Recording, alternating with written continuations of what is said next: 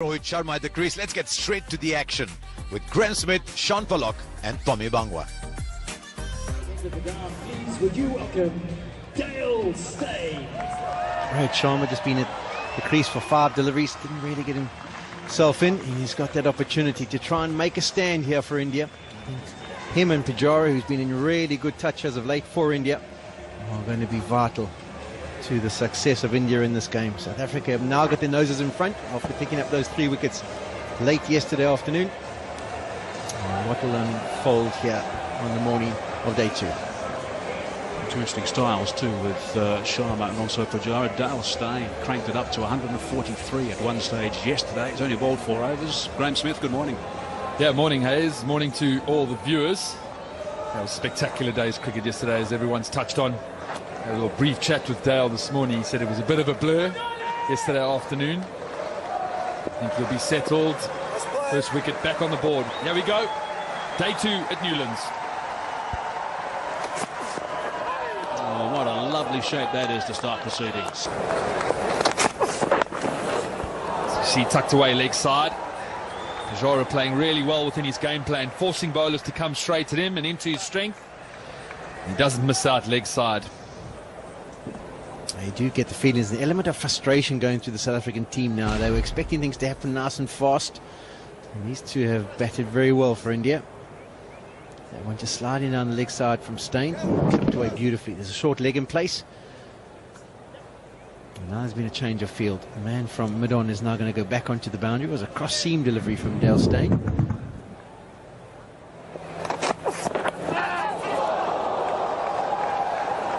Wait on the umpire to see what he signals here. Leg buys, so nothing off the bat.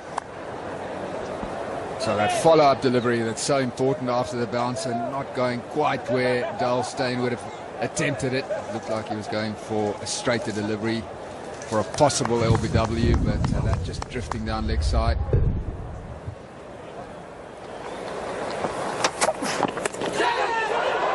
Well, shouts of catch it.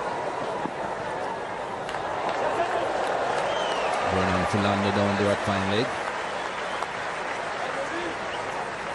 Came on to him a little quicker.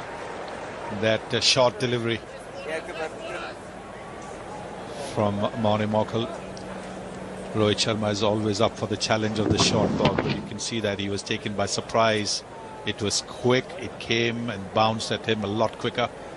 Brilliant work that from Vernon Philander.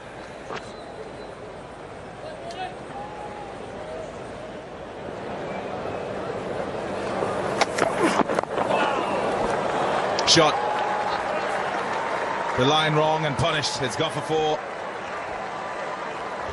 Yeah, just getting that wrist into a position where he slides it down the leg side is Morne Morkel. Beautifully put away by Pujara. Boundaries have been few and far between. Just the 6th boundary of the innings so far.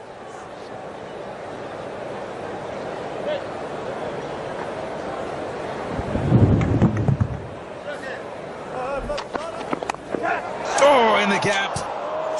Genuine edge. They've got 3 there. It's gone between third and gully. I'm going to claim it in my head. I was just sitting here thinking about moving mid-on into another catching position. Sharma closes himself off. Not many deliveries go through mid-on when he's batting. The edge was found. Rabada generating some good pace, some good length. You just get the feeling that something was going to happen. It goes down to my favourite theory of mind the gap. Gap between gully and third slip. How many times we see a ball fly in that area? That'll go for 4. Searching a bit is Morne Morkel. And he's just searching for the length, the ideal length. He wants to go fuller. He has stressed the fact of how he's appreciated that he needs to bowl a bit fuller, but as he's trying today, he just seems to be pushing it down the leg side. Every time he's ventured too full, we saw one clip through the leg side, that one sliding well down the leg side. It's not coming out exactly as Morne Morkel wants, and it's frustrating for him because he wants to be effective, he wants to hit that full length, but at the moment the body's not reacting the way he wants it. Big shout, and that's out. Too quick. Rabada in on the act. And he's punt. He's bowled a superb spell here for South Africa. Right throughout. Oh, and the referral. Right throughout, you felt that he's in the game. This is a great delivery from Rabada. He gets his length perfect. The ball just nipping back towards the stumps. It's that ideal length, trying to hit the top of off stump. They're going to check the review. He hopefully has kept his foot behind the line. We saw him pretty tight on a few deliveries earlier on in the last over. But that one's golden. No problem there whatsoever. Heels behind. And now it's going to be, did it make contact in line with the stumps, and was it going on to crash into the top of the off stump? The length is quite full. And I think that's good to go. That's hit on middle and off stump and probably crashing into legs. So that's a vital breakthrough for South Africa. They've had to toil hard, but eventually they get through the defences of Rohit Sharma. No edge involved. And we go down to the business end of things. Hit in line, hitting the stumps. South Africa have their fifth. Yeah, as we were saying, every over, every 6 balls that Rabada's bowled, there's been intensity, there's been pace. It just felt throughout that it's going to create something. And boy, was he pumped when he did. See him. Veins were about to pop as he celebrated. Sharma gone for 11. It's 57 for 4.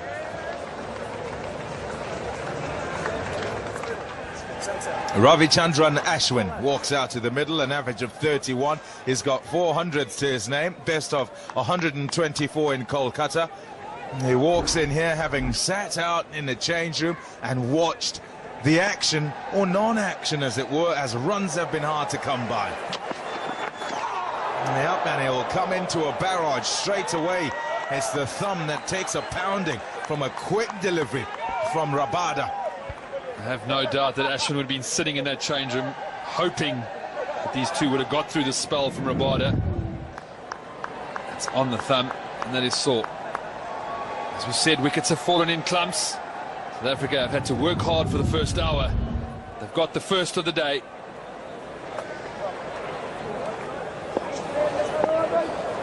Morkel is this time. In the air for a while, there was some excitement, but it's nicely played by Ashwin. He's worked that away square on the leg side for a boundary, his first. He'll play shots, or Pujara will try and wait for the loose deliveries. Ashwin likes to play on the up. You can see that he's played it on the up.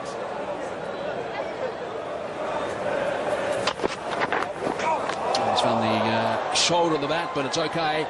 As far as he's concerned, it's a run away to that vacant third man region for a boundary. Yes, at this stage he won't mind. He's not getting any boundary balls anyway. So if it's off a thick edge and between the slips, as long as he's still around and he's got some runs to his name, he's not going to complain.